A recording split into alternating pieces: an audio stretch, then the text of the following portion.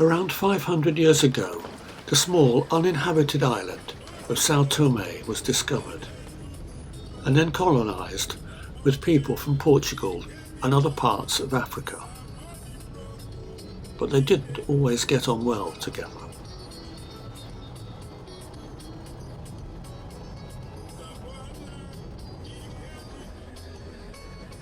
Before long, the island was a major exporter of sugar. But on the plantations, the slaves that made this possible were treated badly. Some ran away, and soon there were rebellions. By the late 1500s, there were around 10,000 slaves on the island, and they would stage one of the greatest rebellions of enslaved Africans. The revolt was started by a man called Amador, and who later named himself Rey or King Amador. It started at a church in the town of Trinidad, where some white people were killed. Then rebellious slaves fought pitched battles with the island's militia and attacked plantations.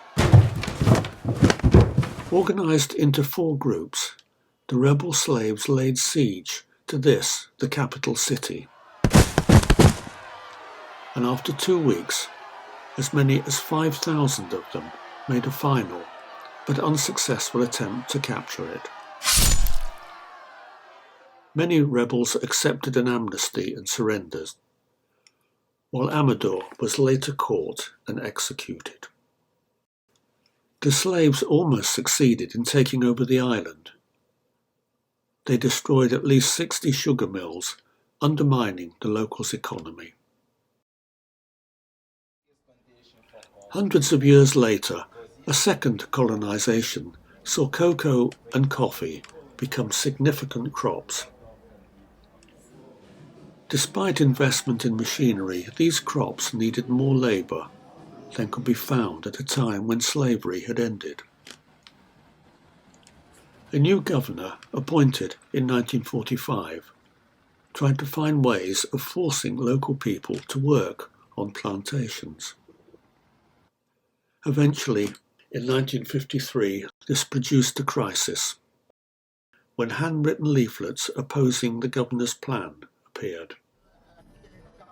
Again, violence started in Trinidad, after some of the leaflets were torn down there. The governor claimed it was a communist plot and ordered arrests.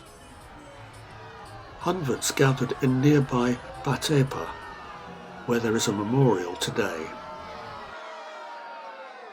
Then there were clashes and a police station was surrounded. And soon there were fatalities, including a police officer. And this set off an orgy of violence. The governor mobilised and armed hundreds of settlers, and around 1,000 people were detained. Some were tortured by police, while others were taken to a beach and abused. Estimates of the death toll reached 1,000, and 484 are named in this monument to those who were killed. No evidence of communist organisation was ever found, and the governor was soon replaced. 20 years later, Sao Tome achieved independence, and the story of resistance and repression told again. There are no contemporary images of Rey Amador, but he appears in statues on the island and on its banknotes. Today he is honoured as a national hero with a public holiday in January. There was also a public holiday for the 1953 events, often known as the Batepa Massacre. This has become a symbol to the opposition to colonialism, its victims transformed into heroes for the freedom and independence of Sao Tome.